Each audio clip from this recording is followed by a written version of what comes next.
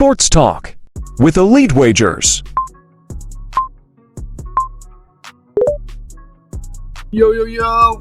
Welcome back to another episode of Sports Talk with Elite Wagers. We're on the penultimate episode for the Club World Cup Championships. This is going to be the breakdown of Group G. Just one more to go. Only a few more days now until the tournament starts. Before we get into Group G, I want to send you all over to my Twitter or X account here and enter this giveaway. It's at the pinned tweet. It's my pinned tweet. It's at the top of my profile. Enter this giveaway. I'm giving away three free entries into the £15,000 prize pool contest for the Club World Cup. All you got to do is follow my account, like and retweet this tweet, and then comment free. How many we got entered now? We've got 59 entries so far. So at least get up to 60. Come on. So head over to my Twitter, enter that giveaway, and also if you've missed any other episodes and breakdowns of the other groups, you can click on my highlights and you'll see them all there. Group F, Group E, all the way down to Group A. So you can catch up on those. But today we're going to be moving on to Group G, the second to last group, and quite a nice group as well. So we've got the top English club, Man City, obviously been very, very consistent in English Premier League for a number of years. Juventus as well, same with them in Italy. They're the two most well-known, most recognised teams in this group. Al In from the United Arab Emirates, and you've got Wydad from Morocco as well that make up this group. So we're going to get into the fantasy assets and things, and we're going to start off with Manchester City. Or actually, just before I click on Man City there, as you can see, Haaland is the most expensive player on the whole game. But yeah, let's go into Manchester City. They're the favourites for this group, and they are the joint favourites for this tournament as well. They actually finished third in the Premier League this year. They solidified their Champions League place for next season. They scored the second most amount of goals, but they've been consistently winning trophies for a number of years now. But this season, they actually lost in the final of the FA Cup, so they don't actually have a trophy this season. This is going to be their last chance of getting a trophy for this season. So I expect them to be able to want this. I expect them to field some strong teams as well. They've won 9 trophies in the last 5 years, and they've actually won some in consecutive years. So, again, solidifying the fact that they might want to try for this one a little bit more. In terms of their fantasy assets, the obvious choice is going to be to target Haaland. Their defence has been solid as well all season, but with them scoring the second most goals in the Premier League, obviously their attackers are going to be very, very they're going to be widely selected, if you like. And obviously Haaland at 13 million, he's almost double the average price per player. But he is their star man, so I'm going to talk about Haaland. 33 contributions in 40 games. Obviously, he had a period where he was injured. Before his injury, he had 10 contributions in 10 straight games. He's obviously a world-class striker. He shouldn't have too many problems within this group, especially playing Wydad in the first game. He should be able to bag a few goals. He hasn't scored too many recently, but this is an ideal opportunity to get some confidence and to bag a few goals in this game. With that being said, obviously he is the most expensive player in the game, 13 million. If he doesn't fit in your budget and he doesn't fit sort of in your team, Marmoush is also a good option, and he's still over the value of the average value per player, 9.5 million. But he's a little bit more, he's a little bit better in terms of value. So if Haaland isn't in budget, Marmoush is a good option as well. City, in my opinion, should be able to accommodate both players within the starting lineups. It's going to be a bit silly if they can't put Marmoush in the starting lineup with Haaland, obviously after how much they paid for him and things like that. He's been playing some really good football himself. De Bruyne has now gone as well, so that opens up a place within the team, within the starting lineup. So I expect Marmoush to be able to start with Haaland. He actually filled in for Haaland when he was injured, and he actually played fairly well. He scored 7 goals in 14 games for City. If you combine his stats with Frankfurt, obviously he joined from Frankfurt in January, so if you combine his Man City and Frankfurt contributions, he played 52 games and he has 39 contributions in total. So he's a good option for your attack as well, either paired with Haaland or instead of Haaland, or maybe no Haaland and just keep Marmoush in there, paired with 2 other players from across the league, from the cross contest. And then the final one I'm going to go for is a bit of a tricky one. We've got 2 goalkeepers here for Man City, both priced the same. Ederson is expected to start, but Ortega did start a lot of cup games for Man City, so I'm going to assume Ederson starts. But if Ederson doesn't start and we get Ortega, I'm happy with that either way as well. Both goalkeepers have been absolutely great for Man City. Ederson conceded 32 goals, 11 clean sheets in the league this year, 54 saves.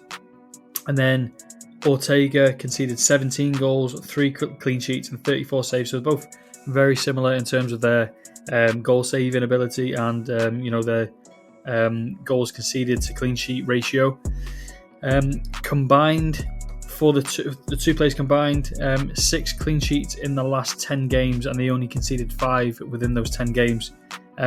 So it's a bit of an unknown who's going to start in goal, but I am expecting Ederson. But if it isn't Ederson, I'm happy with Ortega too. So make sure you keep an eye on the lineups for Man City before they come out, and then select the goalkeeper that does start. Moving away from Man City, we'll move on to Juventus. There's Juventus, and they're the most successful Italian club in history with a record number of trophies.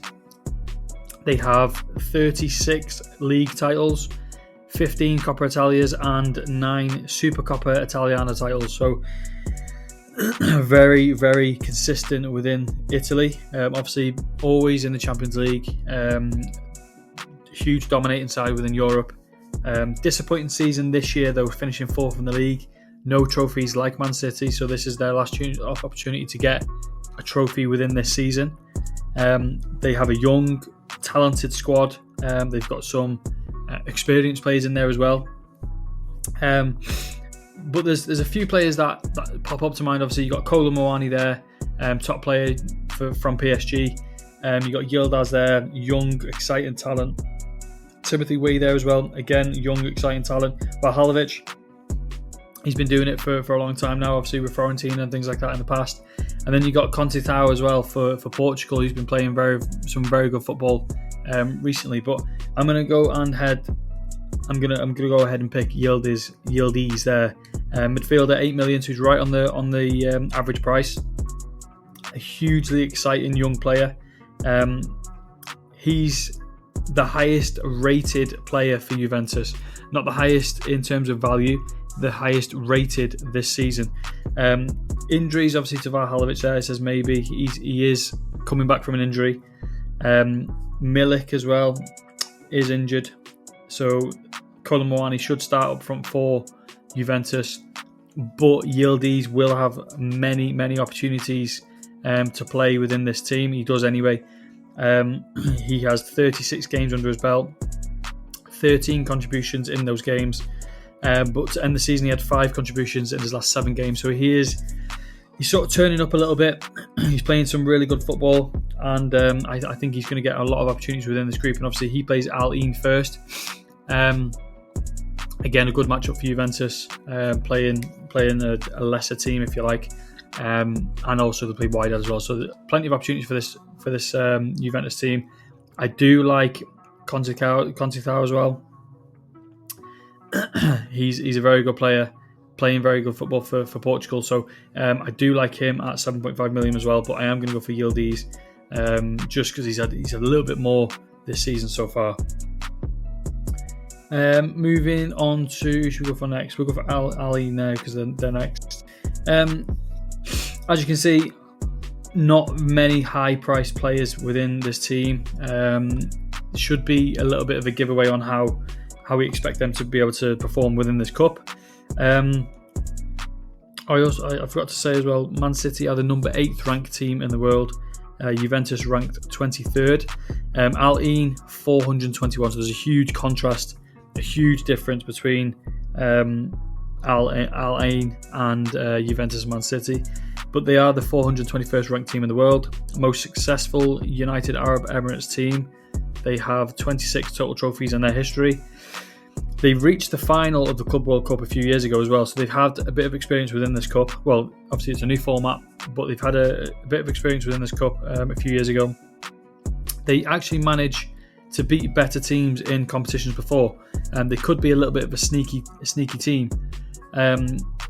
In terms of their player assets, obviously there's not much to go by. Laba is their highest rated. He is their best player. He's an ideal value option. Obviously priced 2 million under the average. He's in good form. He's got a good goal record as well. He's got 20 goals, 4 assists in 21 league games.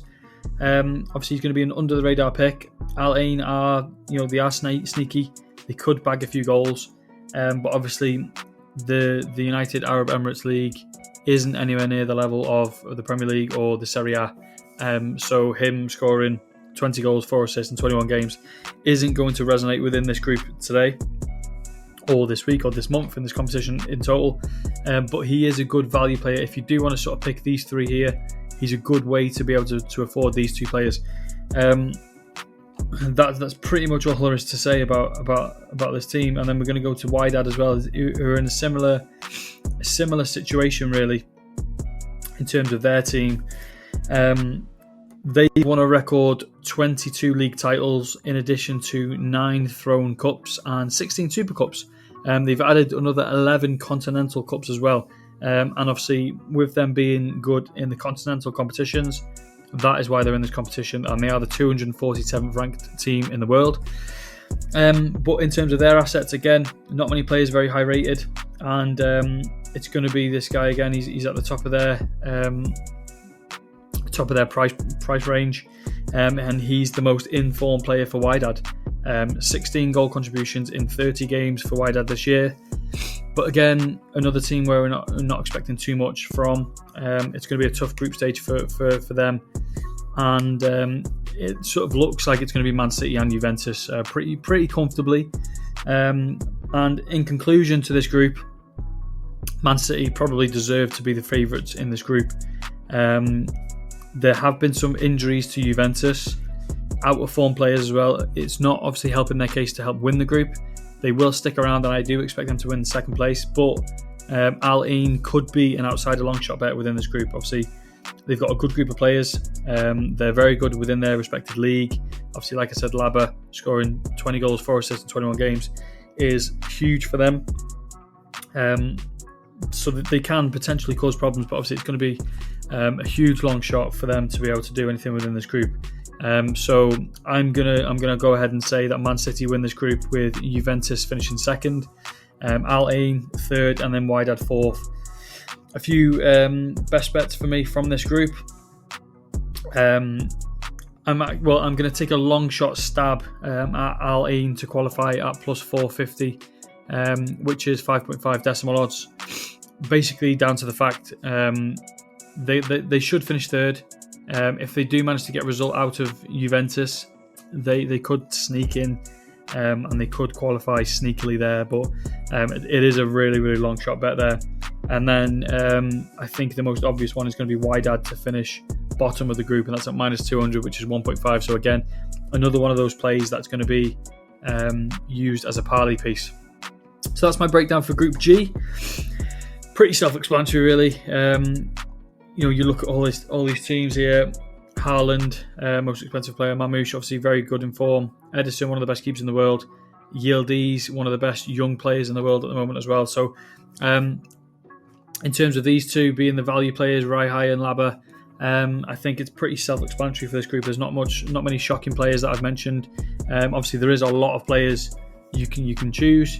Man City have got a huge amount of defenders that you can pick who are very, very good. Gvardiol, most expensive defender. midfielders, Phil Foden, if he comes back into form, Doku as well, who scored recently for Belgium. But hopefully I was able to help somewhat within this group. Again, don't forget to head over to my Twitter, and you can listen back to all the other breakdowns for other groups, including Group F, Group E, Group D, all the way down to Group A. Don't forget to join this giveaway as well. Enter the giveaway, and try and get this up to 60 entries at least. Go on, one more entry at least. Make it up to 60 is a better number than 59.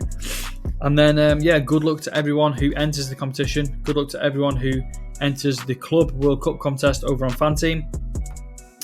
I'll be back tomorrow for the final group breakdown, which is Group F, which is Real Madrid's group actually as well. Let's have a look. Real Madrid's group, Al Hilal, Pachua and Salzburg, which is that's a good group. So don't forget to like, share, subscribe on all social media platforms. Turn the notifications on so you don't miss a single episode as well. And I'm going to see you later and catch you tomorrow for Group H. Sorry, not Group F. What am I thinking? Group H tomorrow. I'll catch you later.